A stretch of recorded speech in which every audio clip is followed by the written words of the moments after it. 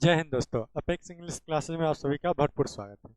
तो कैसे आप लोग? उम्मीद करते हैं बहुत ही अच्छे होंगे, बेहतरीन होंगे और बहुत ही ज़बरदस्त तरीके से अपनी पढ़ाई कर रहे होंगे। तो दोस्तों, पीछे की क्लास में हम देख लिए क्लास 12 की जो हिस्ट्री है उसमें मेडिवल हिस्ट्री में छठे चैप्टर जिसका नाम क्या था, तो भक्ति सूफी आंदोलन, भक्ति सूफी परंपरा, उसके बारे में हम पूरे विस्तार से देख चुके हैं। उसमें अगर आप नहीं देखे हैं तो यूट्यूब पे प्लेलिस्ट बना हुआ है, वहाँ आप जाकर देख सकते हैं। वहाँ पे हम एक्सप्लेनेशन कर चुके हैं उसका। जितने भी ऑब्जेक्टिव पूछे गए एग्जाम में या फिर आपसे पूछे जा सकते हैं सारे हम कर चुके हैं, और सब्जेक्टिव भी। आज हम देखने वाले हैं विजयनगर। जब उत्तर भारत में, हम आपको बताए थे दिल्ली सल्तनत के बारे में, क्या तो सल्तनत उत्तर भारत में जब सल्तनत काल चल रही थी, मोहम्मद बिन तुगलक का जब सब पूरा जो उत्तर भारत मोहम्मद बिन तुगलक के कब्जे में था, उसी समय उसी के कब्जे से निकलकर एक छोटा सा साम्राज्य निकलता है और पूरे दक्षिण में अपना साम्राज्य कायम करता है। यानी मोहम्मद बिन तुगलक के समय हुआ क्या, उन्होंने पूरे साम्राज्य को, यानी उत्तर भारत में पूरे साम्राज्य को अपने कब्जे में किया था, पूरे उत्तर भारत को। लेकिन उसी में से एक छोटा सा निकलता है, ऐसे तो निकलता है कुल 36, लेकिन एक छोटा सा निकलता है और वही साम्राज्य पूरे दक्षिण में अपना साम्राज्य कायम करता है और पूरा अधिकार दक्षिण में स्थापित करता है। चलिए, तो उसके पहले, स्टार्ट करने से पहले जल्दी से उन बच्चों के पास भेज दीजिए वीडियो जो पढ़ना तो चाहते हैं लेकिन पैसे के कारण पढ़ नहीं पाते। तो उनको बता दीजिए कि अपेक्स इंग्लिश क्लासेस का जो एप्लीकेशन है उसको इंस्टॉल कर ले। वहाँ पे आपकी सिलेबस फ्री ऑफ कॉस्ट कराई जाती है। सारे सब्जेक्ट आपके, चाहे हिस्ट्री हो या फिर सोशल साइंस, हिस्ट्री हो या फिर सोशोलॉजी हो या फिर पोल साइंस या इकोनॉमिक्स, सारे सब्जेक्ट आपके फ्री ऑफ कॉस्ट। आप वहाँ पे फ्री लेक्चर प्राप्त कर सकते हैं और प्लस में आप फ्री सब्जेक्टिव ऑब्जेक्टिव पीडीएफ भी, और साथ ही आप फ्री ऑफ कॉस्ट आप टेस्ट भी दे सकते हैं। तो जल्दी से ज्वाइन कर लो और प्लस में यूट्यूब पे भी चैनल को सब्सक्राइब कर लो।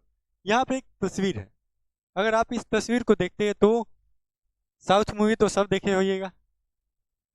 ऐसा मूवी जिसमें हीरो कभी नहीं मरता है, कहियो ना मरता है, साउथ मूवी है। तो साउथ मूवी आप देखे होइएगा तो ऐसी जो पिक्चर आपको जरूर मिला होगा। क्या ऐसा पिक्चर नहीं मिले अगर साउथ मूवी में, तो वो मूवी साउथ नहीं कहला सकता।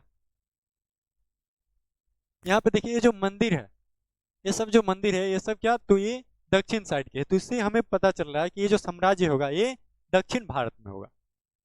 इससे हमें पता क्या चल रहा है कि ये जो साम्राज्य होगा, ये जो छोटा सा साम्राज्य होगा, ये कौन से साइड में होगा, तो दक्षिण साइड में। तो आइए देखते हैं थोड़ा उत्तर भारत में उस समय क्या था। उत्तर भारत जो किसके कब्जे में था, तो मोहम्मद बिन तुगलक के कब्जे में।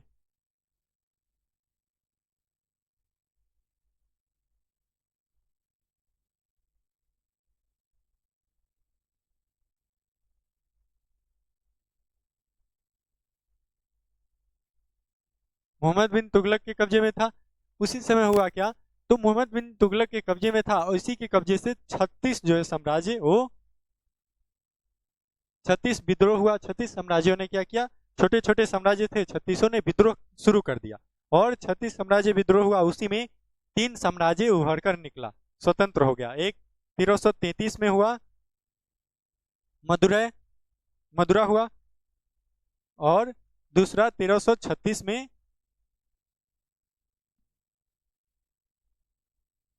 1336 में विजयनगर हुआ आपका।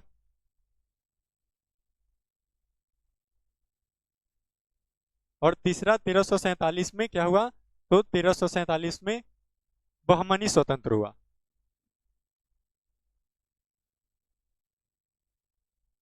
बहमनी स्वतंत्र हुआ। इस प्रकार से 3 साम्राज्य जो है, विद्रोह कितने हुए थे, 36। ये सब आपको याद नहीं रखना है, आपको सिर्फ इतना याद रखना है कि ये मदुरा और विजयनगर और बहमनी स्वतंत्र हुआ था। तो इतना स्वतंत्र हुआ था तीनों। तो इसी में विजयनगर ने क्या किया, दक्षिण में, पूरे दक्षिण में अपना साम्राज्य स्थापित कर लिया। अगर हम दक्षिण के एरिया देखें तो ये रहा दक्षिण। तो यहाँ पे अगर दक्षिण की भाग देखें तो ये इधर जो है क्या, इधर हो गया विजयनगर,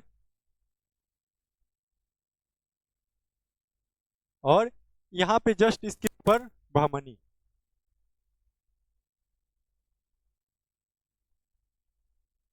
बहमनी यानी दोनों एक तरह से कह सकते हैं समकालीन थे।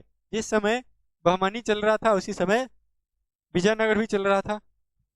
अगर विजयनगर के पतन का अगर कारण पूछे तो सिंपल सा है, इसके अगर मेन मुद्दा है, इसके कारण इसके पतन का मेन मुद्दा क्या है? बहमनी। इसी ने क्या किया था? विजयनगर का पतन।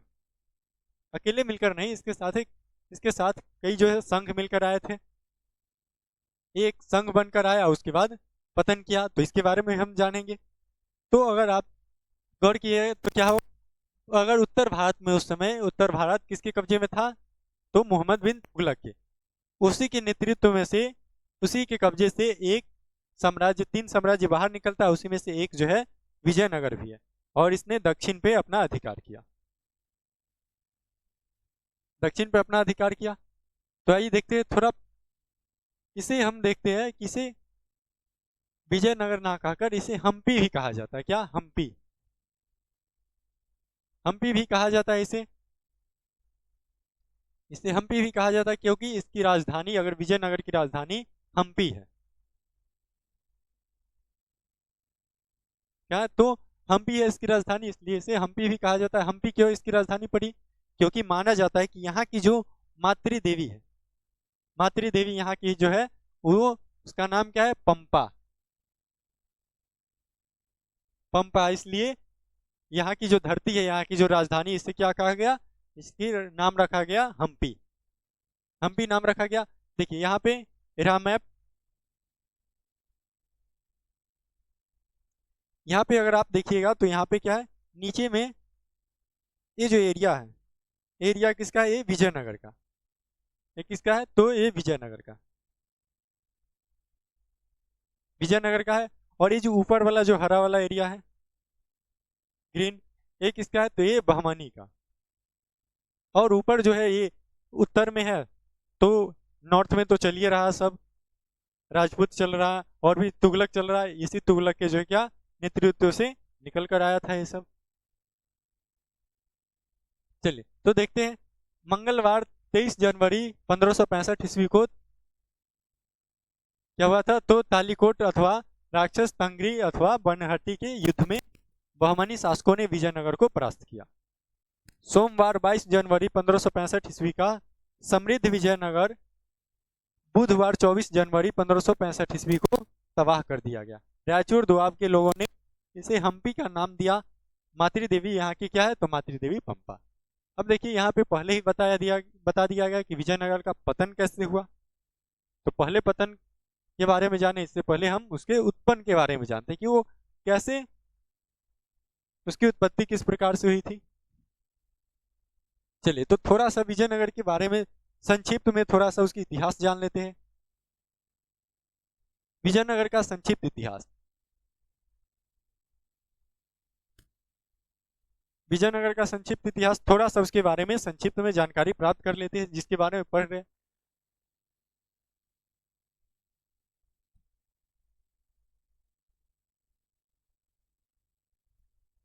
चलिए तो अलाउद्दीन खिलजी जो है ये, अलाउद्दीन खिलजी दक्कन के इलाके को जीतने का पहला जो है कोशिश किया था इन्होंने, और जीते भी थे। तो दक्षिण को सबसे पहले जीतने की कोशिश किए थे, या सीधे कहिए कि दक्षिण को सबसे पहले जीतने वाले शासक कौन थे? तो अलाउद्दीन खिलजी। अलाउद्दीन खिलजी 1336 में हरियर और बुक्का ने विजयनगर साम्राज्य की स्थापना किया। विजयनगर ये जो साम्राज्य है इसकी स्थापना 1336 में हरियर और बुक्का दोनों भाई थे, दोनों भाई ने मिलकर क्या किया? तो विजयनगर साम्राज्य की स्थापना की। यह साम्राज्य रायचूर दोआब के दक्षिण में स्थित है। रायचूर दोआब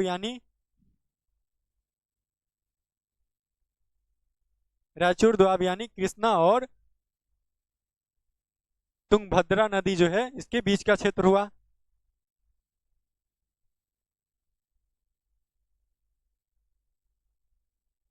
जैसे अगर आप इसको देखिएगा तो आब यानी पानी, दो पानी के बीच में जो एरिया है, यूं कहिए दो नदी के बीच का जो एरिया है वही क्या हो गया? तो दोआब हो गया। तो ये कहाँ पे, तो रायचूर दोआब कहा गया कृष्णा और तुंगभद्रा नदी के जो बीच वाले एरिया है उसे कहा गया। तो उसी के जो ये दक्षिण में है, क्या दक्षिण में है उसी के, रायचूर दोआब के उत्तर में बहमनी साम्राज्य की स्थापना। यानी रायचूर दोआब के दक्षिण में, रायचूर दोआब के दक्षिण में क्या है, दक्षिण में है विजयनगर, और उसके उत्तर में क्या है, जस्ट उसके नॉर्थ में है बहमनी साम्राज्य। बहमनी साम्राज्य, इस समय उत्तर भारत में मोहम्मद बिन तुगलक का शासन था। इस समय उत्तर भारत में किसका शासन था, तो मोहम्मद बिन तुगलक का शासन था। विजयनगर साम्राज्य पर 4 वंशों ने शासन किया। ये जो विजयनगर साम्राज्य है वहां पे 4 वंशों ने शासन किया।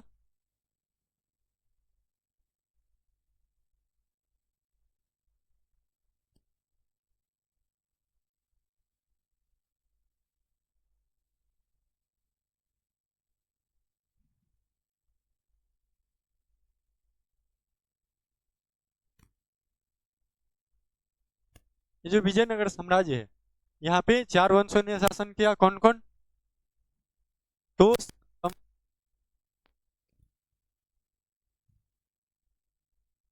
सालुव वंश, तुलुव वंश और अरविडु वंश। अरविडु वंश किए थे। ये 4 वंश ने विजयनगर साम्राज्य पे शासन किए थे। लेकिन ज्यादा जो है प्रभावशाली कौन कौन रहा, तो संगम और तुलुव। क्यों, क्योंकि प्रभावशाली वही वंश होंगे जिसके शासक जो होंगे क्या, प्रभावशाली होंगे, शासक जो है शक्तिशाली होंगे, इसलिए संगम रहे और तुलुव रहे। संगम वंश के संस्थापक कौन रहे, संस्थापक रहे हरिहर और बुक्का दोनों भाई।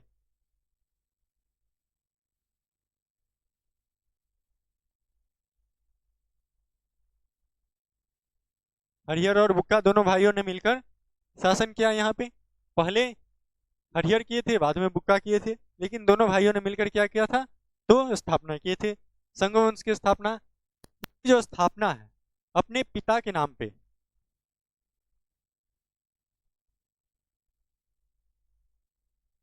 इनके पिता का नाम संगम, उनके नाम पे संगम वंश की स्थापना किए थे।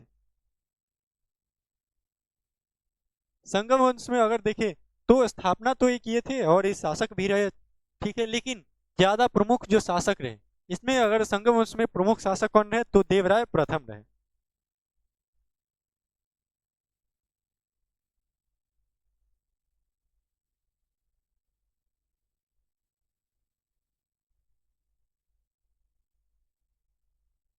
देवराय प्रथम क्या रहे, तो ये प्रमुख शासक रहे।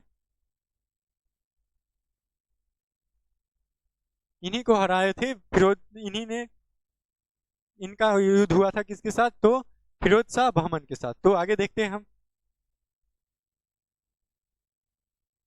फिरोज शाह बहमन के साथ इनका युद्ध हुआ था। चलिए, तो यहाँ पे हम देख क्या रहे थे, देख रहे थे कि यहाँ पे 4 वंशों ने क्या किया था संगम वंश में, संगम वंश, सालू वंश, तुलु वंश और अरविडु वंश जो है, इन चारों ने कहा विजयनगर पे शासन किया था। तो इसमें अगर देखें तो पहला वंश क्या रहा, पहला वंश रहा संगम वंश। संगम वंश रहा पहला। संगम वंश में पहले शासक आते हैं हरिहर।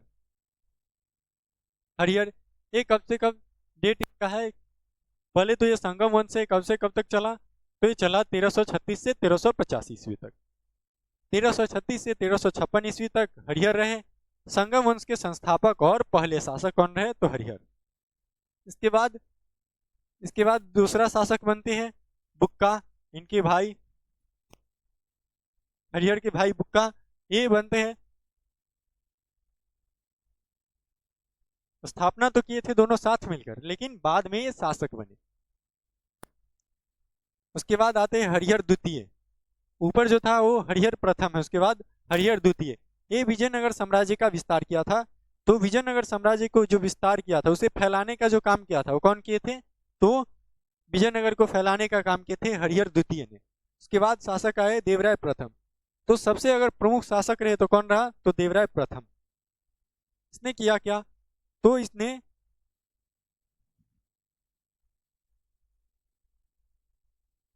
तुंगभद्रा नदी पे क्या किया था, तो बांध बनाया था।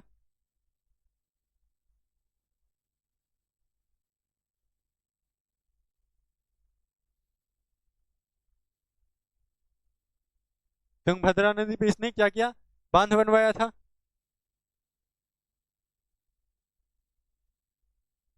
इसको पराजित थे कौन, तो बहमनी साम्राज्य इसके समकालीन था। हम बता दें जिस समय ये दक्षिण में थे उसी समय ये 1336 में स्थापना हुए, और 1347 में क्या था,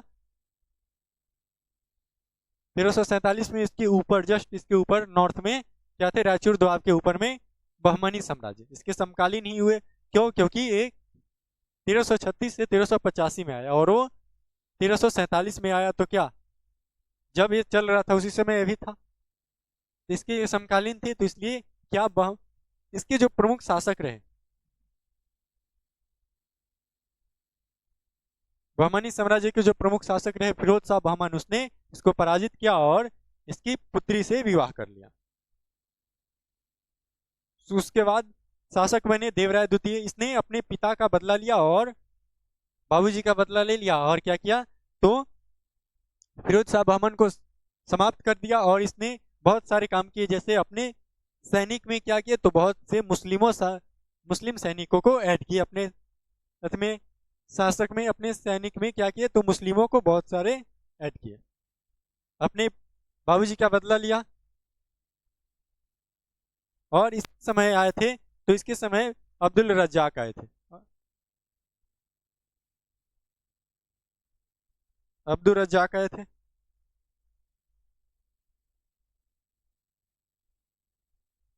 देवराय प्रथम के समय आए थे कौन, तो देवराय प्रथम के समय आए थे निकोल कोंटी। कौन आए थे, तो निकोल कोंटी।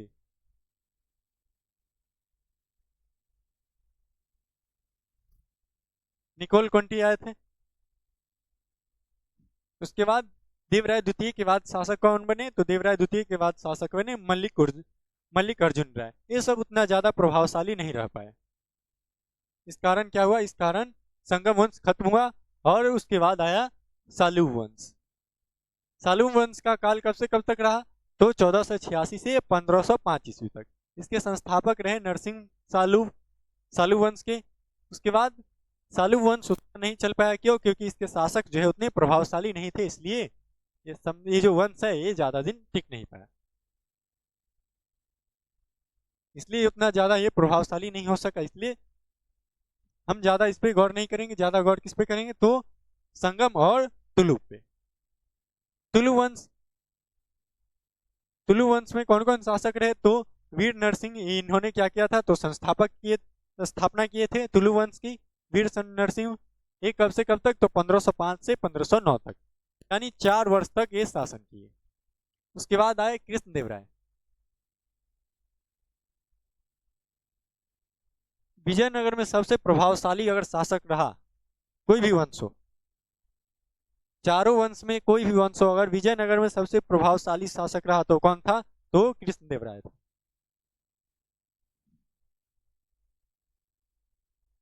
कृष्णदेवराय था। इसने किया क्या, तो बहुत सारे काम किए। जैसे इन्होंने, इनके समय अगर देखें तो बारबोसा आए थे इनके समय।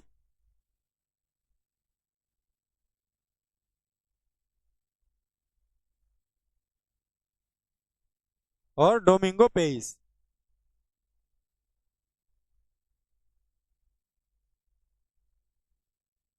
ये आए थे इनके समय। उसके बाद शासक कौन बने, तो अच्युत राय। उसके बाद बने सदाशिव राय। सदाशिव राय जब शासक बने, तो शासक तो ये थे, लेकिन वास्तव रूप में शासन चला कौन रहा था, तो शासन चला रहा था राम राय।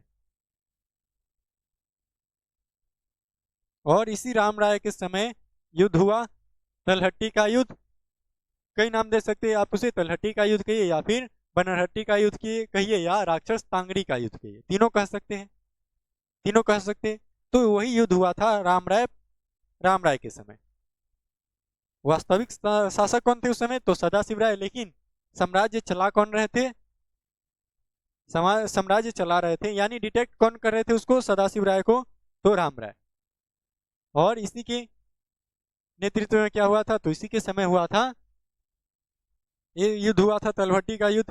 तलहटी का युद्ध इसी समय क्या हुआ था, तो वहीं से विजयनगर का पराजय हो गया। इसके बाद आया अरविडु वंश। ये वंश रहा, ये उतना ज्यादा प्रभावशाली नहीं रह पाया। चलिए, तो हम देखते हैं थोड़ा कृष्णदेव राय के बारे में विस्तार से जान लेते हैं। तेनालीराम का नाम तो आप सुने होइएगा, तेनालीरामा, तेलुगु कवि। तो कृष्णदेव राय, इनका शासन कब से कब तक रहा, तो 1509 से 1529 ईस्वी तक इनका शासन रहा। इन्होंने किया क्या, तो विजयनगर का महान शासक रहा। विजयनगर का महान शासक कौन रहा, तो कृष्णदेव राय। 1513 में उड़ीसा के शासक गजपति प्रताप रुद्र को पराजित किया। यानी इन्होंने पहले, सबसे पहले शुरू कर दिया कि अपने जो आसपास के जितने भी पड़ोसी राज्य हैं सभी को जीतना शुरू कर दिया, सभी को जीतना शुरू कर दिया। बहमनी पर भी ये नियंत्रण कर लिया और चीन पर भी नियंत्रण कर लिया। चीन कहते, सॉरी, क्या, पुर्तगाल पे। पुर्तगाल उस समय थे 1498 में आए थे, और ये बात हो रही कब की, ये बात हो रही है 1509 में। तो क्या पुर्तगाल नहीं थे, तो पुर्तगाल पे और बहमनी पे क्या कर लिए थे, तो अपना कंट्रोल कर लिए थे, अपना कब्जा कर लिए थे। और इन्होंने क्या किया, तो सबसे पहले शुरू कर दिया कि अपने आस पड़ोस के जितने भी राज्य हैं सभी को जीतना चालू कर दिया। तो उसी में 1513 में इन्होंने उड़ीसा को जीता। 1520 में आदिल शाह को पराजित कर बीजापुर को जीत लिया, बीजापुर को जीत लिया। इसके दरबार में 8 दिग्गज रहते थे, विद्वानों के 8 दिग्गज रहते थे, यानी 8 विद्वान रहते थे, जिसे कहा गया अष्ट दिग्गज। अष्ट दिग्गज रहते थे। इसमें प्रधान जो कौन था, तो अष्ट दिग्गज में प्रधान थे कौन, पेदन्ना थे। पेदन्ना इसमें प्रधान थे, यानी सबसे प्रमुख कौन थे, तो पेदन्ना। इन्होंने क्या किया, तो कृष्णदेव राय स्वयं को कहे क्या, तो आंध्र भोजक कहे, स्वयं को आंध्र भोजक की उपाधि दी है। जन कल्याण हेतु कृषि के लिए अनेक तालाब और नहरों का निर्माण कराया, क्या, तो नहरों का निर्माण करवाया। स्थापत्य कला को भी प्रोत्साहित दिया।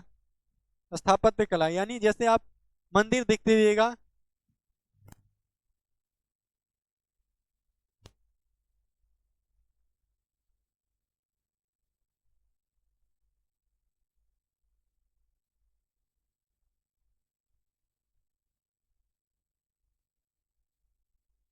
विठल स्वामी मंदिर, क्या नाम सुने होइएगा।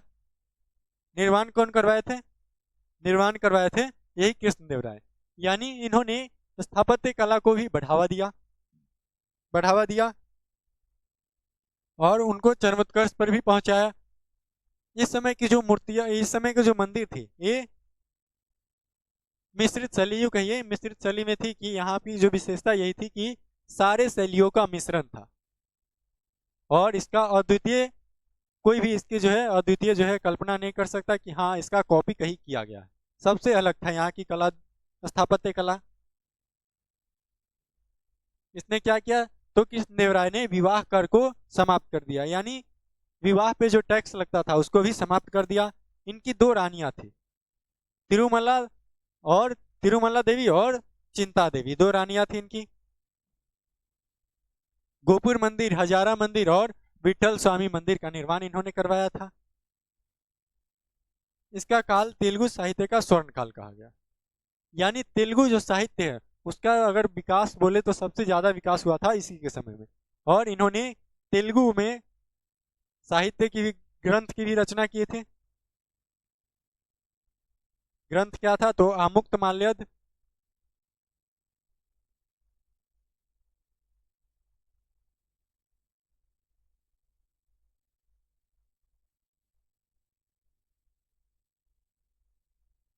अमुक्त माल्यद था।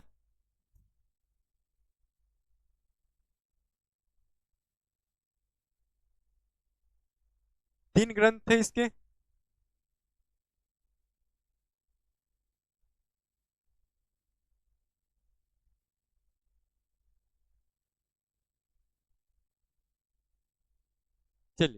ये इस समय चल क्या रहा था, तो इस समय न्यायकर व्यवस्था यहाँ पे प्रचलित था।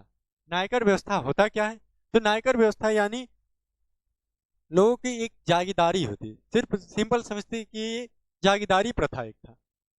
न्यायकर व्यवस्था यानी जागीदारी प्रथा।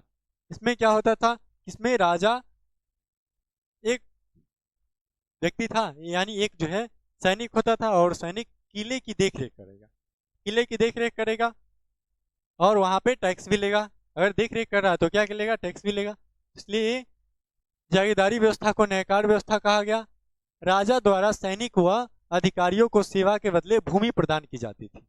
इस व्यवस्था में क्या होता था कि राजा राजा जो है वो अपने सैनिक को या फिर अधिकारी को अपनी सेवा, उसके सेवा के बदले क्या देते थे, तो भूमि देते थे, जमीन देते थे।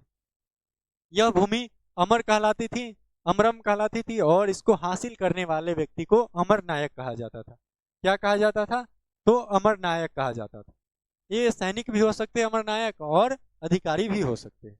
क्यों, क्योंकि दोनों की दिया जाता था, उसकी जो सेवा है उसके बदले में इनाम के तौर पे। आगे आया आयंगर व्यवस्था। आयंगर व्यवस्था क्या है, तो आयंगर व्यवस्था विजयनगर साम्राज्य में ग्राम प्रशासन की एक प्रणाली थी, यानी गांव में जो प्रशासन चल रही है उसकी एक प्रणाली थी ये।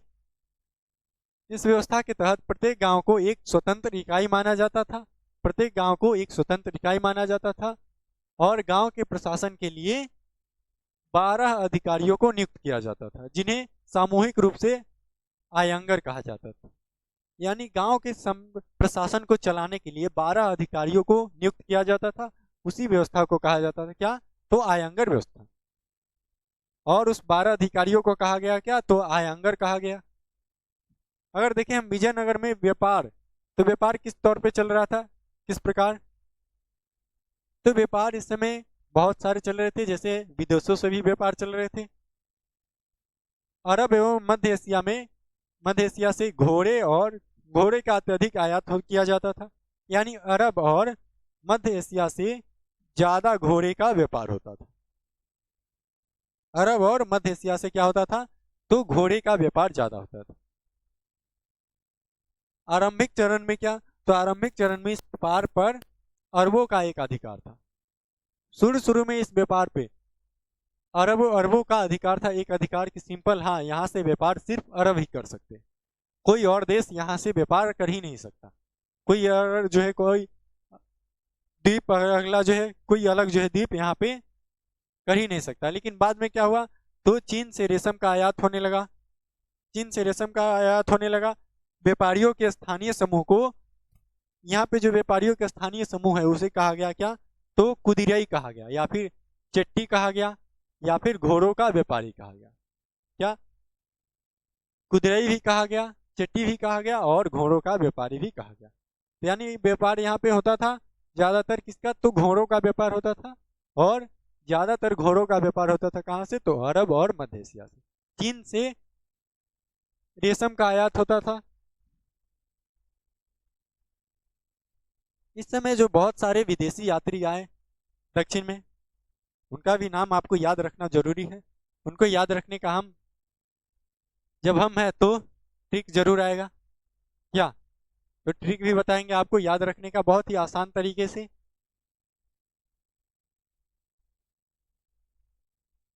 चलिए, तो पहले जो है विस्तार में देख लेते, फिर पहले ये ट्रिक पे आ जाएंगे तो क्या सब कुछ गड़बड़ा जाएगा, इसलिए पहले विस्तार से जान ले। तो निकोल कोंटी, ये हम आपको बताए थे किसके समय आए थे, तो देवराय प्रथम के समय। निकोल कोंटी के अनुसार, यानी यहाँ पे पूछा जा रहा है, यहाँ पे बताया जा रहा है कि विजयनगर में जो है यात्रियों का नजरिया के अनुसार विजयनगर कैसा था। यात्री जब यहाँ आए विजयनगर में तो उनको विजयनगर कैसा लगा। अब्दुल रज्जाक जब आए थे तो उन्होंने विजयनगर को सबसे समृद्ध और सबसे सुंदर जो है नगर कहा, सबसे समृद्ध भी कहा और सबसे सुंदर भी कहा। चलिए, तो हम देखते हैं निकोल कोंटी के बारे में, इन्होंने किस दृष्टि से देखा विजयनगर को। तो निकोल कोंटी के अनुसार विजयनगर एक विशाल, समृद्ध और शक्तिशाली शहर था। कैसा था, तो विशाल भी था, समृद्ध भी था, यानी यहाँ पे जो संसाधन थे वो समृद्ध थे, इतना थे कि व्यक्तियों की जो है आवश्यकता पूरा हो सकती है। और शक्तिशाली था, कैसा था? तो शक्तिशाली था, जो 1420 के आसपास देवराय प्रथम के शासनकाल में फला फूला था। यानी ये देवराय प्रथम के समय में आए थे, तो उसके बारे में बता रहे हैं, उनके बारे में कि ये जो साम्राज्य है ये शक्तिशाली हुआ था किसके समय में? तो देवराय प्रथम के समय में। उन्होंने शहर को ऊंची दीवारों, हरे भरे बगीचों और समृद्ध खेतों से घिरा हुआ बताया। क्या बताया? तो उन्होंने बताया कि विजयनगर जो है ये हरे भरे बगीचों से घिरे हुए, खेत खलिहानों से घिरे हुए, और क्या तो बगीचों से घिरे हुए और ऊंची जो है दीवारों से घिरा हुआ है, जो इसकी भव्यता को उजागर करता है। यानी इसकी भव्यता को, इसकी जो सुंदरता है उसको उजागर कौन करता है? इसकी जो भव्यता है, इसकी जो विशाल जो है, इसको उजागर कौन करता है? इसको उजागर करता है यहाँ की जो है ऊंची दीवारें और हरे भरे जो बगीचे हैं इसके चारों साइड, वो और समृद्ध खेते जो है, ये सब इसकी भव्यता को उजागर करता है। कुंती ने विजयनगर को भव्य पथ दीवारों, हरे भरे बगीचों और समृद्ध खेतों का शहर बताया। क्या बताया? इन्होंने देखा कि हाँ यहाँ पे चारों तरफ हरे भरे बगीचे बगीचे हैं और खेत खलियान लगे हुए हैं, और यहाँ पे क्या तो दीवारें हैं, ऊंची दीवारें बहुत, इसलिए इन्होंने इसे क्या कहा? तो भव्य पत्थर की दीवारों और हरे भरे बगीचों और समृद्ध खेतों वाला शहर बताया विजयनगर को। शहर की परिधि, व्यास जो है शहर की जो परिधि है कितनी? तो 60 मील थी। ये आपको याद नहीं रखना है, ये सिर्फ समझना है। बाकी जो है आपको ये सिर्फ समझ विकसित करनी है आपको, ताकि लिखना पड़े तो लिख दे। यह सैन्य सेवा के लिए उपयुक्त लगभग 90,000 क्या करते? तो 90,000 लोगों का घर था यहाँ। यहाँ पे सैन्य सेवा के लिए उपयुक्त लगभग तो 90,000 लोगों का घर था। पुरुष पुरुष जो है कई पत्नियां रख सकते थे। यानी उस समय ये बता रहे हैं कि प्रथा ये प्रचलित थी कि पुरुष कई पत्नियां जो है रख सकते हैं, कई पत्नियां रख सकते हैं। उनकी मृत्यु पर महिलाएं स्वेच्छा से आत्मदाह कर लेती थी। क्या था समाज में? तो समाज में सती प्रथा, सिंपल समझो कि सती प्रथा था। यानी जब पुरुष की मृत्यु हो जाती थी तब उनकी पत्नी जो है क्या करती थी? तो आत्म स्वेच्छा से आत्मदाह कर लेती थी। उसके साथ जो है क्या तो जल जाती थी। अब बात करें ये जो है अब्दुल रज्जाक, इसकी बात करें तो ये आए थे किसके समय? तो देवराय द्वितीय के समय में। अब्दुल रज्जाक एक फारसी यात्री थे। ये क्या थे? अगर निकोल कोंटी की बात करें तो ये इटली के थे। कहाँ के थे? तो इटली के, इटली के थे। अब्दुल रज्जाक क्या थे? तो एक फारसी यात्री थे। ये 15वीं शताब्दी में विजयनगर साम्राज्य का दौरा किए थे। 15वीं शताब्दी में दौरा किए थे। उन्होंने अपनी यात्रा के दौरान विजयनगर शहर को ऐसी जगह जहां बुद्धि ने कभी इसके जैसा कुछ नहीं देखा। यानी इन्होंने ऐसा बताया कि मानो ऐसा जगह हम कहीं देखे ही नहीं, इसके जैसा कहीं, इसका कॉपी जो है कहीं हम देखे ही नहीं इसके जैसा जगह। क्या? तो ऐसी जगह जहां जहां की बुद्धि ने कभी इसके जैसा कुछ नहीं देखा के रूप में वर्णित किया। अब्दुल रजाक ने विजयनगर साम्राज्य की समृद्धि, व्यापार और संस्कृति पर प्रकाश डाला। विशेष रूप से फूलों पर महत्व डाला। ये जो है विशेष रूप से फूल के जो व्यापार है, चमेली का जो है फूल है, चमेली के जो फूल है, फूल के व्यापार पर विशेष रूप से इन्होंने जोर दिया। उनके बारे में जानने के लिए इन्होंने ज्यादा कोशिश की और उनके बारे में ज्यादा इन्होंने जानकारी दी।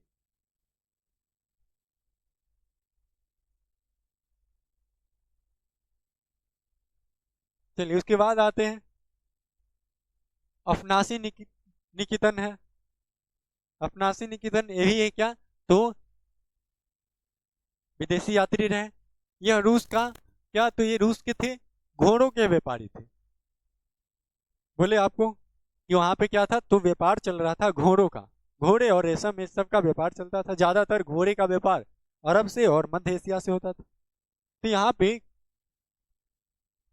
रूस के जो ये यात्री है, ये व्यापारी है, यात्री यात्री भी है, व्यापारी भी है।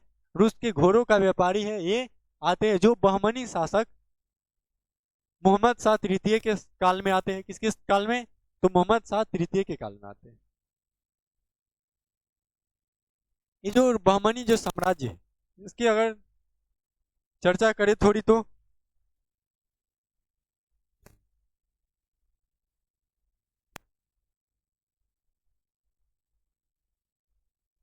चलिए देखते हैं बहमानी साम्राज्य के बारे में।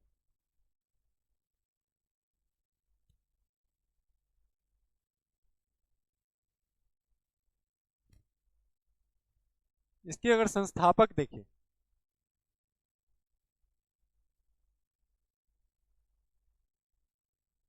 संस्थापक कौन थे, तो इसके संस्थापक थे अलाउद्दीन खिलजी, नहीं, अलाउद्दीन बहमान शाह।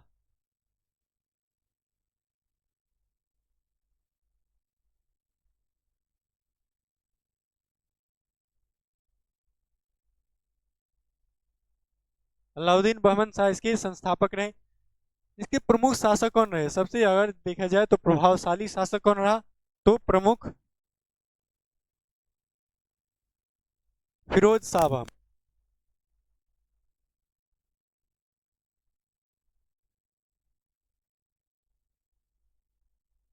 फिरोज शाह बहमान प्रमुख शासक रहे। इन्होंने क्या किया, क्या किया, तो पहले तो देवराय प्रथम को पराजित किया, उसकी पुत्री से विवाह किया, और इन्होंने क्या किया, तो अपनी जो सेना है, अपनी सेना में हिंदुओं को, सैनिकों को ऐड करना शुरू कर दिया। देवराय द्वितीय ने क्या किया, अपने सैनिकों में मुस्लिम सैनिकों को ऐड करना शुरू कर दिया, और इसने अपने सेना में हिंदू सैनिकों को ऐड करना शुरू कर दिया।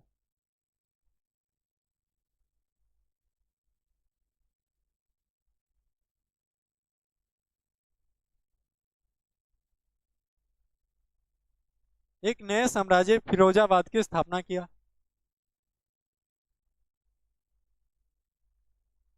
एक नए साम्राज्य फिरोजाबाद की इसने स्थापना किया।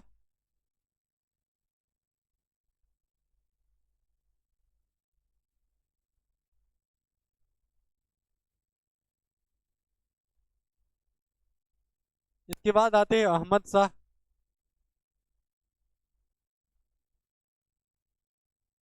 अहमद शाह के बाद आता है हुमायूं। ये हुमायूं मुगल मुगल वंश से नहीं है जुड़े, ये किससे, तो बहमानी साम्राज्य से। हुमायूं अगर देखे तो बहमानी साम्राज्य में सबसे ज्यादा क्रूर शासक कौन था, तो हुमायूं।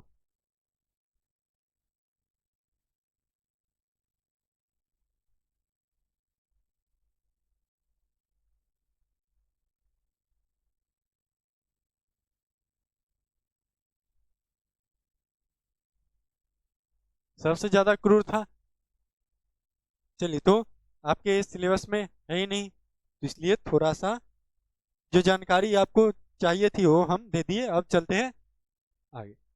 तो यहाँ पे क्या है, तो अफनासी निकेतन ये रूस के घोड़े के व्यापारी है, और ये आए थे बहमानी शासक मोहम्मद शाह तृतीय के काल में दक्षिण भारत आए थे। इसने अपना यात्रा वृतांत तीन समुद्रों की यात्रा नाम से लिखा।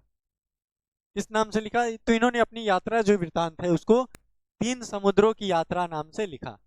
अफनासी निकेतन के अनुसार विजयनगर एक विशाल और समृद्ध शहर था। विजयनगर कैसा था, तो एक विशाल और समृद्ध शहर था, जो चारों तरफ से पहाड़ों और घने जंगलों से घिरा हुआ था। उसने शहर की मजबूत किलेबंदी और विशाल सेना का उल्लेख किया, जिसमें 40,000 घुड़सवार, 40,000 घुड़सवार और 1 लाख जो है क्या, तो 1 लाख पैदल सैनिक और 40 हाथी शामिल थे। यानी विशाल क्या सेना भी थी और विशाल साम्राज्य भी था। सुल्तान के प्रवेश द्वार क्या, तो सुल्तान के जो महल है, सुल्तान का जो प्रसाद है, तो उसमें प्रसाद यानी महल, तो उसमें 7 प्रवेश द्वार होते थे। कितने, तो 7 प्रवेश द्वार होते हैं। निकेतन का ये जो है भारत आगमन, ये क्या हुआ, तो इन्होंने जब भारत आया तो ये किस रूप में देखा गया, ये देखा गया भारत और रूस की दोस्ती के रूप में। क्यों, क्योंकि ये रूस के थे, तो भारत और रूस की मैत्री रूप में ये देखा गया। यानी इनका जो आगमन है ये भारत और रूस मैत्री की आधारशिला बन गया। और इसकी जो है पुख्ता सबूत कौन देते हैं? तो इसकी पुख्ता सबूत देते हैं जीएस लिविदेव। जीएस लिविदेव ये पुख्ता सबूत देते हैं कि ये निकितन ये भारत आते हैं, निकितन भारत आते हैं तो ये क्या, तो ये आधारशिला बन जाता है किसका? तो भारत और रूस के मैत्री का, दोस्ती का। लिविदेव को रूस में भारत का, भारत विद्या का जनक कहा जाता है, यानी भारतीय विद्या का जनक कहा जाता है रूस में। भारत में नहीं, रूस में किसे कहा जाता है? तो लिविदेव को। लिविदेव को रूस में भारतीय विद्या का जनक कहा जाता है, यानी वहां पे भारतीय जो विद्या है उसको प्रचार करने का काम किए थे। अगर बात करें डोमिंगो पेइस का, तो डोमिंगो पेइस के अनुसार विजयनगर कैसा था? तो डोमिंगो पेइस एक पुर्तगाली यात्री थे। ये मध्यकालीन विजयनगर, विजय शहर की तुलना रोम से की थी, यानी ये जो विजयनगर की तुलना है रोम से की थी। तुलना किए थे, कंपेयर किए थे कि विजयनगर रोम की जैसा है। वहां की अगर आप तुलना कीजिएगा विजयनगर की, तो ज्यादातर आप गौर कीजिएगा कि यहाँ पे क्या, तो वहाँ की जो अच्छाइयाँ है वो नहीं देख पाइएगा। आप ज्यादातर ये गौर कीजिएगा कि जो हमारे यहाँ है वो वहाँ है कि नहीं, और इस तरह से सिर्फ उतना ही रह जाता है। तो उन्होंने क्या किया, तो अपनी तुलना की थी वो कहाँ पे, तो ये विजयनगर की तुलना की थी रोम से। उन्होंने अपनी यात्रा के दौरान विजयनगर की वास्तुकला, सिंचाई प्रणाली और समृद्धि का वर्णन किया, जिससे यह निष्कर्ष निकला कि यह शहर रोम के समान ही प्रभावशाली था। यानी इनकी जो दृष्टि है, इन्होंने जो यात्रा के दौरान जो देखा उसके अनुसार क्या निष्कर्ष निकलता है, तो उसके अनुसार निष्कर्ष निकलता है इनके द्वारा कि ये जो विजयनगर है ये रोम के ही समकालीन है, यानी रोम के समान जो है, रोम के सेम जैसा रोम प्रभावशाली उसी तरह से विजयनगर भी प्रभावशाली। पेइस जो है, पेइस के अनुसार विजयनगर शहर 7 दीवारों से घिरा हुआ था, जो लगभग 96 किलोमीटर क्षेत्र में फैला हुआ था। उन्होंने यह भी उल्लेख किया कि शहर में प्रचुर मात्रा में वनस्पति, जल सेतु और कृत्रिम झीलें थी, जो इसकी तुलना रोम से करने के लिए प्रेरित करती थी। यानी इनको प्रेरणा कहाँ से मिला कि विजयनगर की तुलना रोम से की जाए? तो यहाँ उन्होंने देखे यहाँ पे चारों तरफ क्या है, वनस्पति की मात्रा ज्यादा है, जंगलों की मात्रा ज्यादा, जंगल ज्यादा है, जल सेतु भी है यहाँ पे, और कृत्रिम झीलें है, यानी बनावटी जो झीलें हैं यहाँ पे। और इसी सब को देखकर क्या किए, तो इन्होंने तुलना करना शुरू कर दिए रोम से विजयनगर को। इसने विजयनगर की प्रमुख रचना महानवी की जो डिब्बा है, यानी विजयनगर का जो प्रमुख रचना है, संरचना है यहाँ की, उसकी व्याख्या भी किया, उसका उल्लेख भी किया। महानवी डिब्बा जो है, महानवी डिब्बा जो है इसका उल्लेख किया था, और उल्लेख किया तो उसे एक अलग नाम दिया। नाम क्या दिया? तो विजय का भवन दिया, विजय का भवन नाम दिया इसका। यानी इन्होंने क्या किया, तो यहाँ की जो संरचना है विजयनगर की, महानवी डिब्बा, उसका उल्लेख किया और उसे एक अलग नाम दिया, विजय का भवन।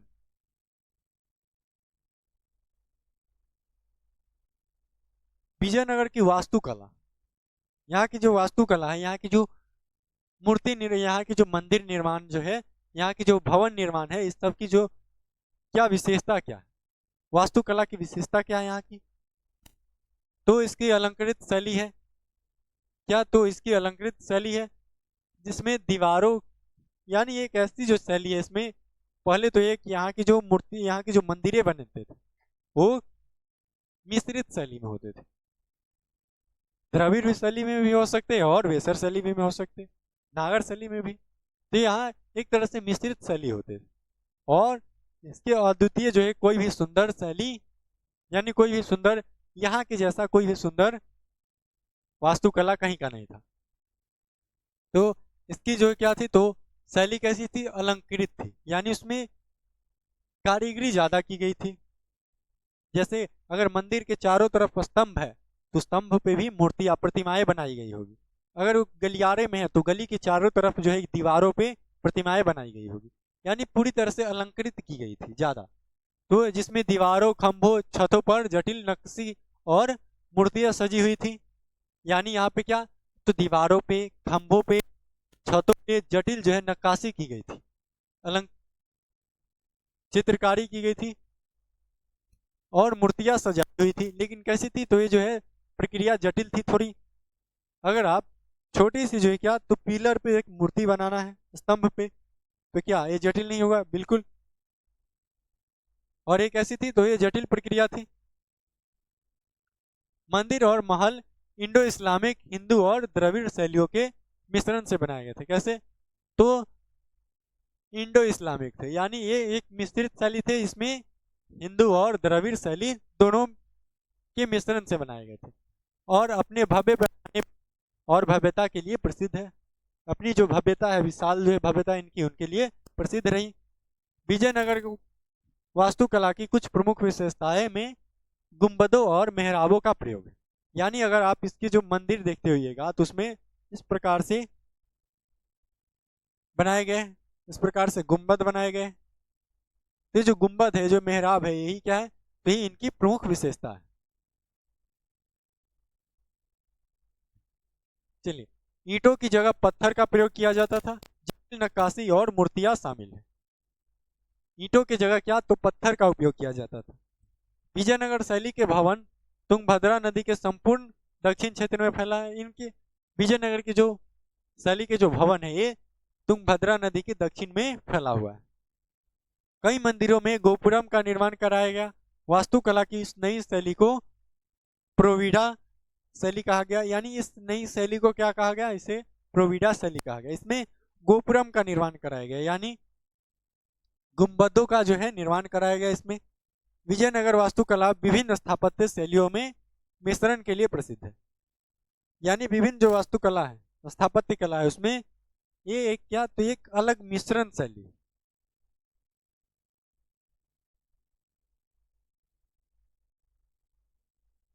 इसके अगर विस्तार से देखें, विजयनगर की जो साम्राज्य जो है, यहाँ की स्थापत्य कला की, यहाँ की वास्तुकला की अगर विस्तार से देखें, तो यहाँ पे शैलियों का संलयन था। यानी शैलियों का संलयन, यानी कई शैलियों को मिलाकर मिश्रित शैली के तौर पे निर्माण किया गया था। तो विजयनगर वास्तुकला विभिन्न स्थापत्य शैलियों के मिश्रण के लिए प्रसिद्ध है। यानी कई सारे जो शैलियों को मिलाकर बनाया गया था। इसमें द्रविड़, चालुक्य, होयसल, इस्लामी वास्तुकला के तत्वों को एक साथ लाया गया था। साथ लाया गया, यानी इसमें कई शैलियों को, जैसे द्रविड़, चालुक्य, होयसल, इस्लामी, सभी को एक साथ लाया गया, जिसके परिणाम स्वरूप अद्वितीय और विशिष्ट वास्तुकला का विकास हुआ। कैसा? अद्वितीय, यानी इसके जैसा दूसरा कोई और नहीं। इस संलयन से नई डिजाइन का विकास हुआ, जो नवीनता नवीनता के साथ सौंदर्य की दृष्टि से आकर्षक थी। यानी इससे क्या हुआ कि इससे नई जो है एक शैली का उद्भव हुआ। उससे जो प्रतिमाएं बनी थी, वो सभी क्या कैसी थी, उससे जो मूर्तियां बनी थी, उससे जो भवन बने थे, सभी कैसे थे, तो सौंदर्य थे, यानी बहुत ज्यादा सुंदर थे, सौंदर्य के लिए आकर्षित होते थे। स्मारकीय संरचनाएं, यहाँ के जो स्मारक होते थे, उसकी संरचना कैसी थी, तो और यह साम्राज्य भव्य और विशाल मंदिर परिसरों, किलों, महलों और सिंचाई प्रणालियों के निर्माण के लिए जाना जाता है। यहाँ पर हम देखें कि क्या, तो साम्राज्य भी थे, मंदिर भी, किले, महल, ये सभी के लिए क्या है, तो और सिंचाई प्रणाली के लिए, निर्माण के लिए जाना जाता है। इनमें प्रमुख क्या है, तो प्रमुख है विरूपाक्ष मंदिर, विठल मंदिर और हम्पी के खंडहर मंदिर हम्पी के, ये क्या है, तो ये प्रमुख रहे इसमें। यह संरचनाएं धार्मिक ये संरचनाएं कैसी थी, तो धार्मिक, प्रशासनिक और सांस्कृतिक उद्देश्यों को पूरा करने वाली स्मारकीय इमारतों के लिए साम्राज्य की क्या थी, तो प्रतिबद्धता को प्रदर्शित करती है। यानी इसकी जो कैसी थी संरचना, तो धार्मिक भी थी, प्रशासनिक भी थी और कृतिक उद्देश्यों को भी पूरा करती है।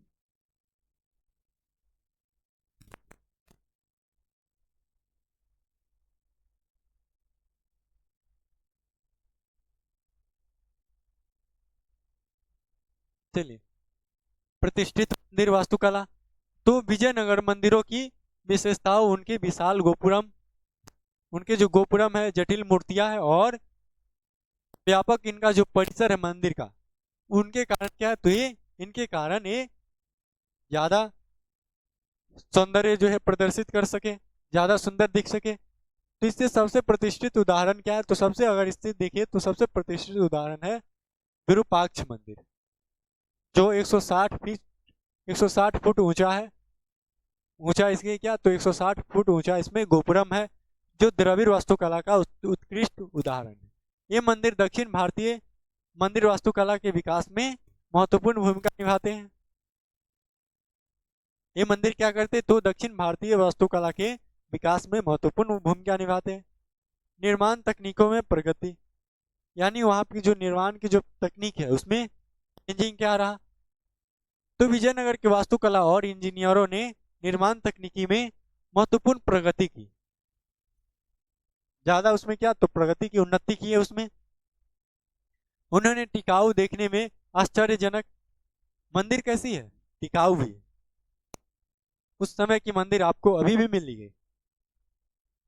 देखने में कैसी, तो देखने में आश्चर्यजनक, अद्भुत, आश्चर्यजनक संरचनाएं बनाने के लिए बारीकी नक्काशीदार थे, नक्काशीदार पत्थर ब्लॉक के क्या, तो जटिल प्लास्टर कार्य और उन्नत संरचनाएं प्रणालियों का उपयोग करते थे। क्या करते थे, तो ये मंदिर को टिकाऊ बनाते थे, देखने में उसे आश्चर्यजनक बनाते थे, और इसके लिए वो क्या करते थे, तो नक्काशी का प्रयोग करते थे पत्थरों पे, जटिल प्लास्टर करते थे।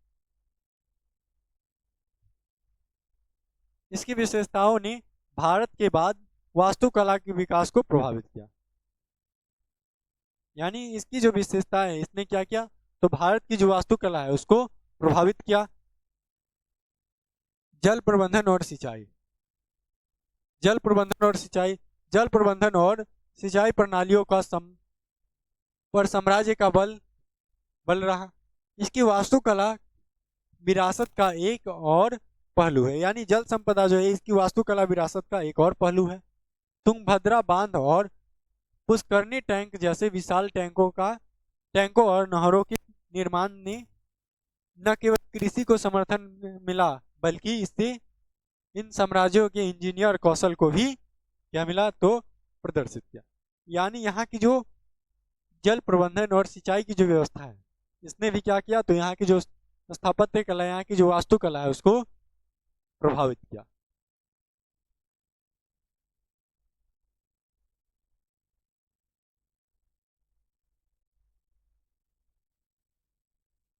क्या, तो कला संरक्षण, विजयनगर साम्राज्य के शासक कला के महान संरक्षक थे। यानी जो आर्ट है, कला जो है, इनके संरक्षण थे, उनको बढ़ावा देते थे, उनको सपोर्ट करते थे।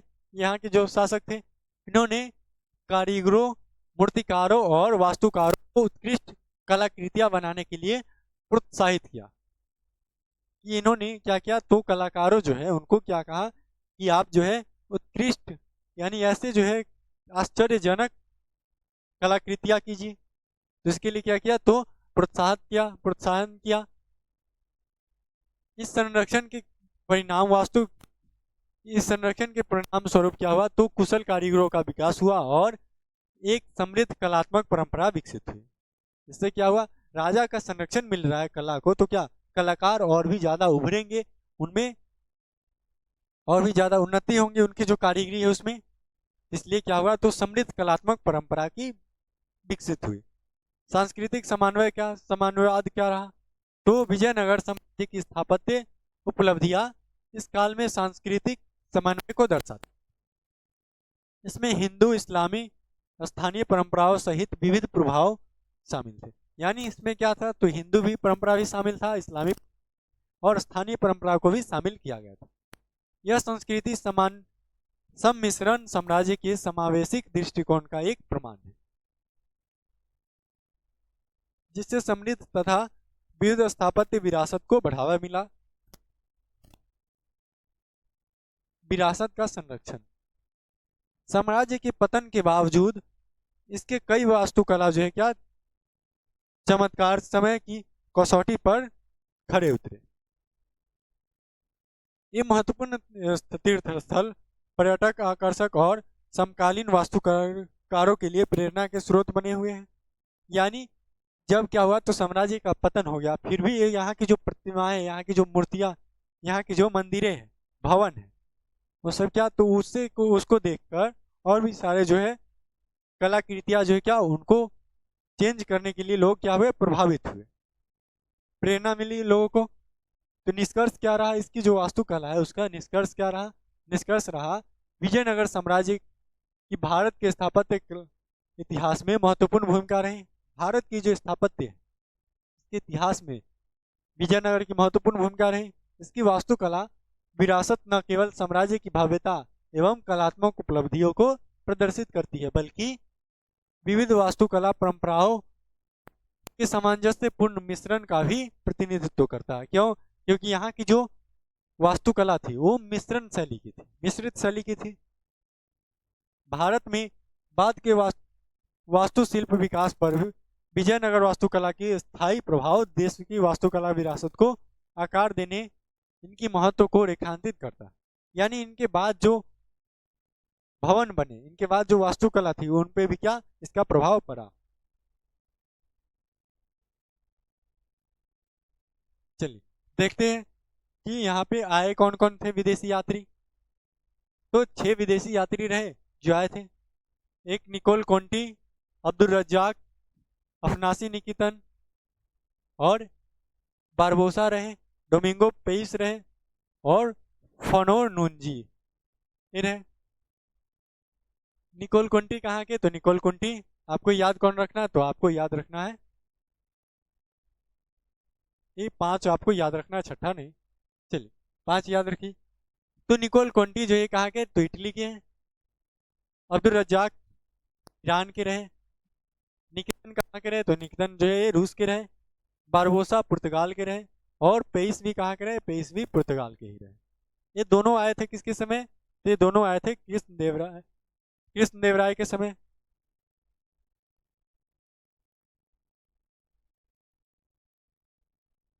अब्दुल रजाक की जो रचना है, उनकी जो यात्रा वृत्तांत है उसे क्या, उसका नाम क्या रहा, तो 3 समुद्रों की यात्रा। क्या रहा, 3 समुद्रों की यात्रा। उसकी रचना जो है यात्रा वृत्तांत, उसका नाम क्या है, तो 3 समुद्रों की यात्रा।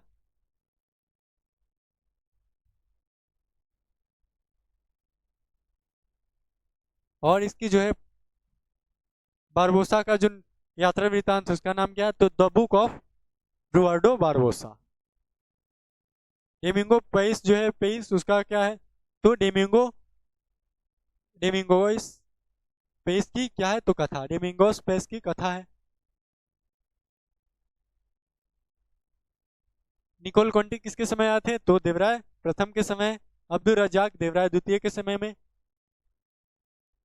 निकितन किसके समय आए थे, तो मोहम्मद शाह तृतीय बहमानी साम्राज्य के शासक थे, उसके समय आया था। और बारबोसा और पेइस ये दोनों आए थे कृष्णदेवराय के समय में। अच्युत राय के समय में आए थे कौन, तो नुनीज, नुनीज आए थे। चलिए तो यहाँ पे जो संगम वंश में ये जो विजयनगर में जो शासन किए थे 4 वंश, इन 4 वंशों को याद रखने का ट्रिक देख लीजिए। 4 वंशों को याद रखने का ट्रिक क्या है,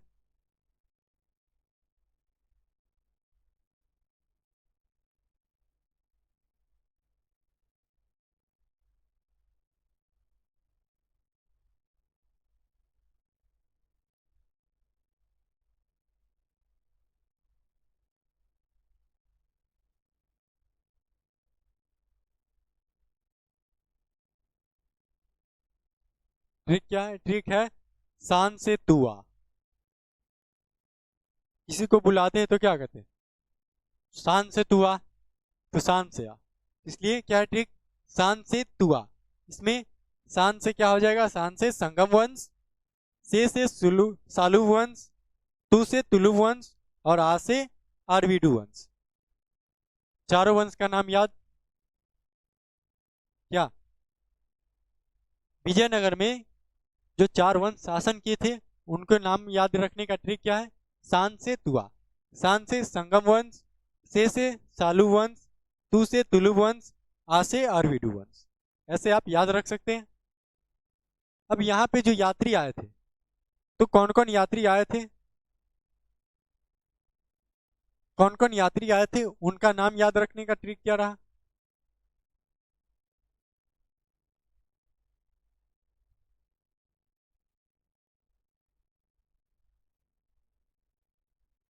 उनको याद रखने का ट्रिक क्या है? तो निकलो अब दोबारा नहीं आना। क्या कोई अगर बदतमीजी करे तो उसको क्या कहते हैं? पिघला देते हैं और कहते हैं कि अब दोबारा नहीं आना। तो निकलो अब दोबारा नहीं आना, इसी से आपको याद हो जाएगा यहाँ पे कौन कौन विदेशी यात्री आए थे विजयनगर साम्राज्य में। विजयनगर में कौन कौन विदेशी यात्री आए थे, ये आपको याद कैसे होगा? तो उसके लिए ट्रिक क्या है? ट्रिक है निकलो अब दोबारा नहीं आना। निकलो से निकोल कोंटी, अब से अब्दुल रज्जाक, दोबारा में ये जो दो है, दो से क्या हो जाएगा? दो से डोमिंगो पायस, 12 से बारबोसा, नहीं से क्या होगा? नहीं से नूनीज। इस प्रकार से आप याद रख सकते हैं।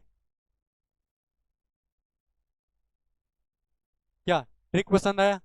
तो लाइक कर दो जल्दी से, और जो सब्सक्राइब नहीं किए चैनल को वो सब्सक्राइब कर लो।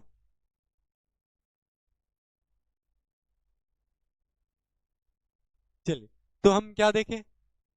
तो हम देखें यहाँ पे किस प्रकार जब उत्तर भारत में मोहम्मद बिन तुगलक के नेतृत्व में क्या था, उसके नेतृत्व में पूरा उत्तर भारत उसके कब्जे में था।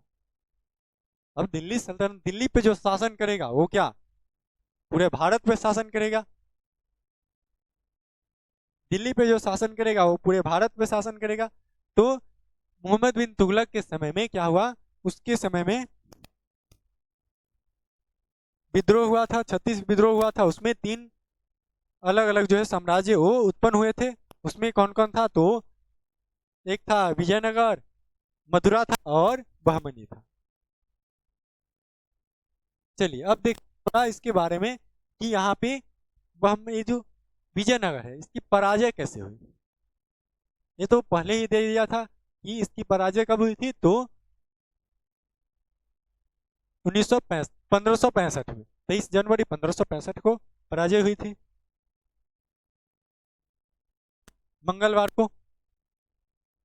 कहा गया कि 22 सोमवार को, जो सोमवार को जो क्या साम्राज्य खुशहाली से जी रहा था, समृद्ध था एकदम अच्छी तरह से, तो वही क्या हो गया? तो वही बुधवार को, एक दिन बाद बुधवार को पूरी तरह से समाप्त हो गया,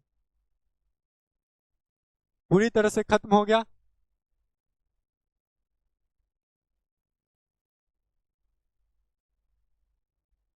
चलिए तो इसको देख लेते हैं कैसे, किस प्रकार से अंत हुआ विजयनगर का।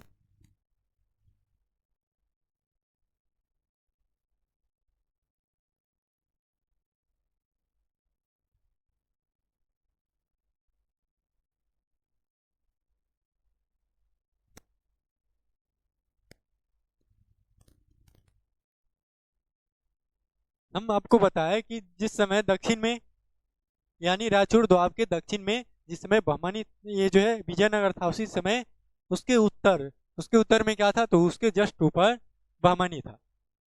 जैसे यहाँ पे आपका हो गया साउथ,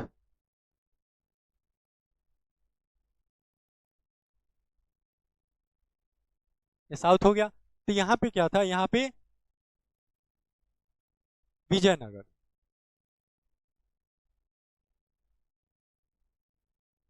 और इसके जस्ट ऊपर में क्या था? तो इसके जस्ट ऊपर में बहमनी, बहमनी। तो हुआ क्या? ये जो बहमनी है, इसमें हम देखें कि प्रभावशाली शासक कौन रहा? तो फिरोज शाह बहमन रहा। फिरोज शाह तुगलक नहीं हो, तुगलक वंश में आ जाएंगे हम, यहाँ पे बहमनी साम्राज्य देख रहे हैं। तो यहाँ पे क्या?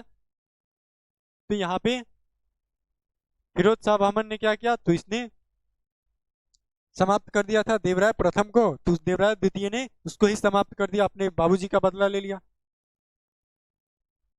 इसमें क्या हुआ कि बहमनी जो है ये एक संघ के रूप में उभरा। क्या? संघ के रूप में, बहमनी संघ।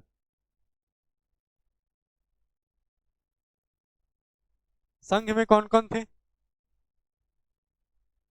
संघ में बीजापुर,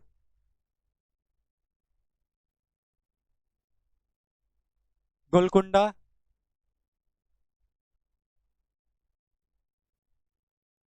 अहमदनगर,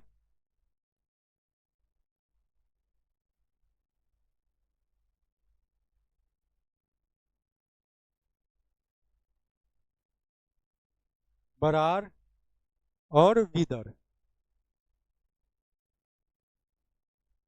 ये मिलाकर बहमनी संघ बने। बहमनी क्या बना? एक संघ बना, संघ के रूप में उभरा। उसमें शामिल कौन कौन था? तो बीजापुर, गोलकुंडा, अहमदनगर, बरार और बीदर, ये शामिल थे।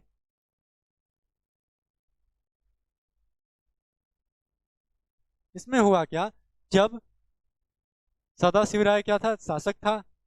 संगवंश में सदाशिव राय, ये जो है क्या, सदाशिव राय जब शासक था, तब हुआ क्या, तो यहाँ पे शासक तो कौन था? सदाशिव राय, लेकिन शासन चलाया जा रहा था किसके नेतृत्व में? शासन चला रहा था राम राय। राम राय। इसी के समय हुआ था क्या, तो बहमनी, ये जो संघ है और इसके बीच हुआ था 1565 में राक्षस तांगरी का युद्ध कहिए उसे, या फिर बनहट्टी का युद्ध कहिए, या फिर तलहट्टी का युद्ध, इस प्रकार से आप कह सकते हैं तीनों। तो ये राक्षस तांगरी का युद्ध हुआ था।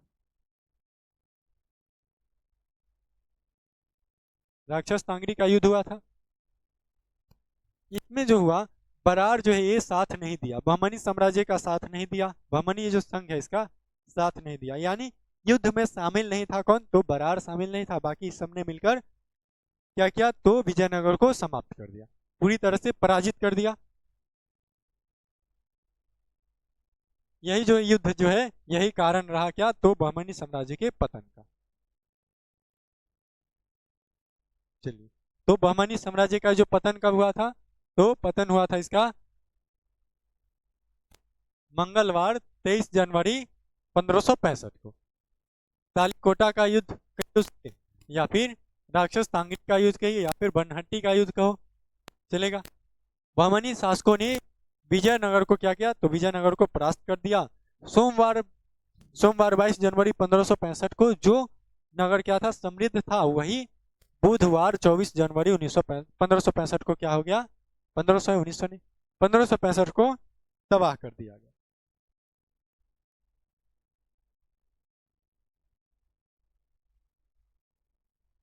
चलिए, तो हम इसके बारे में पूरी तरह से डिटेल में देख लिए। अगर आपको कोई दिक्कत हो तो आप कमेंट करने के लिए स्वतंत्र हैं। पैसा भी नहीं लगता है को,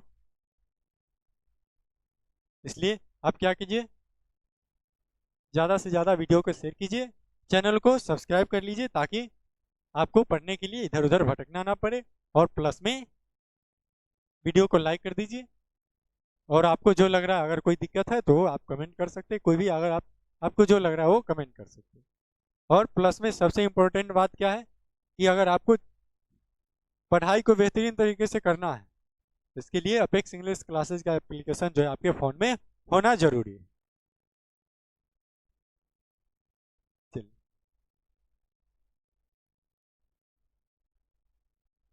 तो आज के लिए बस इतना ही, मिलते हैं अगले क्लास में। धन्यवाद।